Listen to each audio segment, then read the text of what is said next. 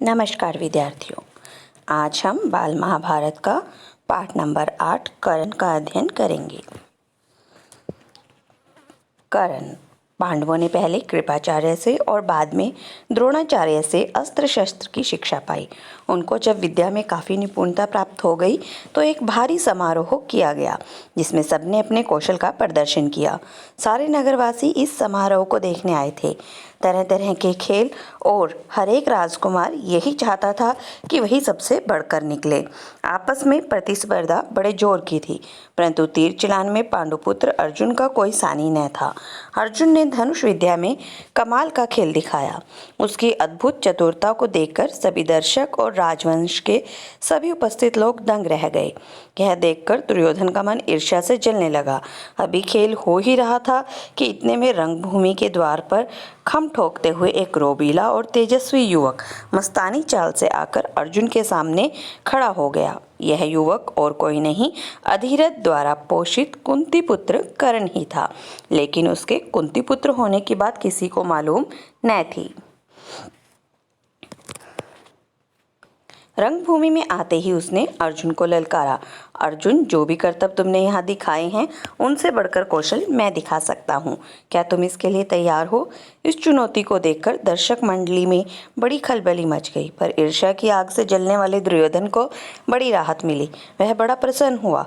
उसने तपाक से कर्ण का स्वागत किया और उसे छाती से लगाकर बोला, कहो कर्ण, कैसे आए? बताओ, हम तुम्हारे लिए क्या कर सकते हैं? कर्ण बोला, राजन, मैं अर्जुन से द्वंद्व युद्ध और आपसे मित्रता करना चाहता हूँ। कर्ण की चुनौती को सुनकर अर्जुन को बड़ा तहशा आया। वह बोला, कर्ण, सभा में जो बिना बुलाए आते हैं और जो बिना किसी के पूछे बोलने लगते हैं वे निंदा के योग्य होते हैं। यह सुनकर कर्ण ने कहा, अर्जुन, यह उत्सव केवल तुम्हारे लिए ही नहीं मनाया जा रहा, सभी प्रजाजन इसमें भाग लेने का अधिकार रखते हैं। व्यर्थ डींगे मारने से फायदा क्या? चलो तीरों से बात कर लें। जब कर्ण ने अर्जुन को यूं चुनौती दी तो दर्शकों ने तालियां बजाई। उनके दो दल बन गए, एक दल अर्जुन को बढ़ावा देने लगा और दूसरा कर्ण को। इसी प्रकार वहां इकट्ठी स्त्रियों के भी दो दल बन गए। कुंती ने कर्ण को देखते ही पहचान लिया और भय तथा लज्जा के मारे मूर्छित सी हो गई। उसकी यह हालत देखकर विदुर ने दासियों को बुलाकर उसे चेत करवाया। इसी बीच कृपाचार्य ने उठकर कर्ण से कहा, अज्ञातवीर, महाराज पांडु का पुत्र और कुरुवंश का वीर अर्जुन तुम्हारे साथ द्वंद्व युद्ध करने के लिए तैयार है, किंतु तुम पहले अपना परिचय तो दो। तुम कौन हो? किसके पुत्र हो? किस राजकुल को तुम विभूषित करते हो? द्वंद्व युद्ध बराबर वालों में ही होता है। कुल का परिचय पाए बगैर राजकुमार कभी द्वंद्व करने को तैयार नहीं होते। कृपाचार्य की यह बात सुनकर कर्ण का सिर झुक गया। कर्ण को इस तरह देखकर दुर्योधन उठ खड़ा हुआ और बोला, अगर बराबरी की बात है तो मैं आज ही कर्ण को अंग देश का राजा बनाता हूँ। यह कहकर दुर्योधन ने तुरंत पितामह भीष्म एवं धृतराष्ट्र की अनुमति लेकर वहीं रंगभूमि में ही राज्याभिषेक की सामग्री मंगवाई और कर्ण का राज्याभिषेक करके उसे अंग देश का राजा घोषित कर दिया।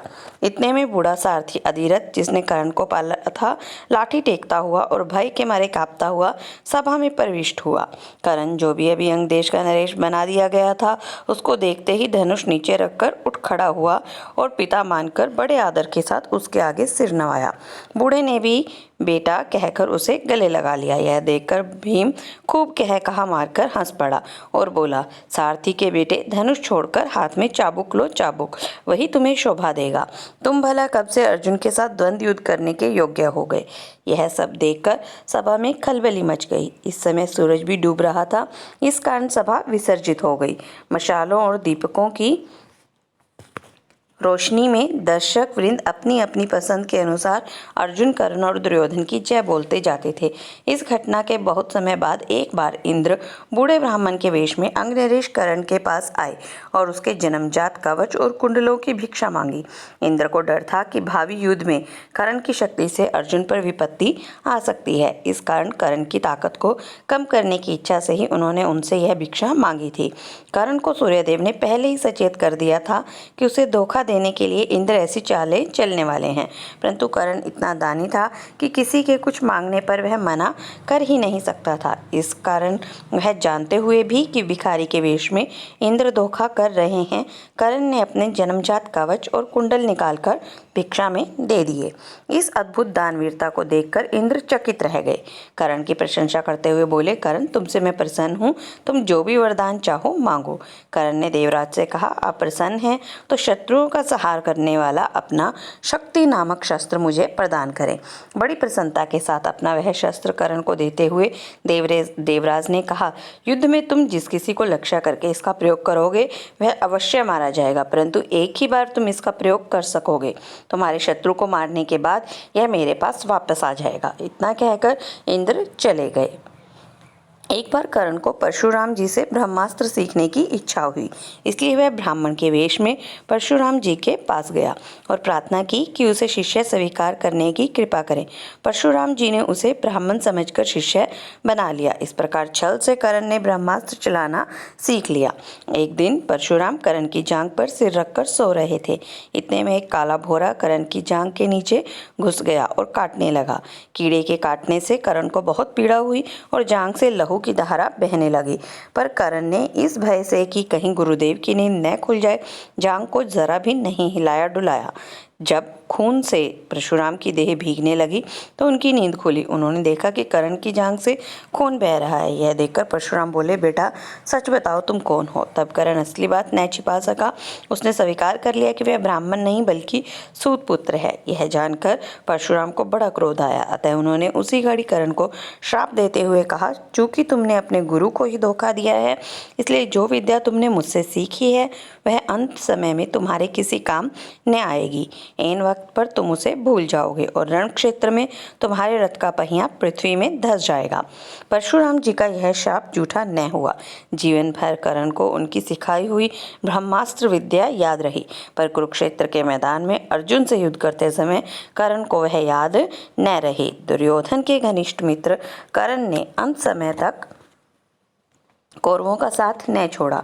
कुरुक्षेत्र के युद्ध में भीष्म और आचार्य द्रोण के आहत हो जाने के बाद दुर्योधन ने कर्ण को ही कौरव सेना का सेनापति बनाया था। कर्ण ने 2 दिन तक अद्भुत कुशलता के साथ युद्ध का संचालन किया। आखिर जब शापवश उसने रथ का पहिया जमीन में धंस गया और वह धनुष बाण रखकर जमीन में धंसा हुआ पहिया निकालने का प्रयत्न करने लगा, तभी अर्जुन ने उस महारथी पर प्रहार किया। माता कुंती ने जब यह सुना तो उनके दुख का पार न रहा।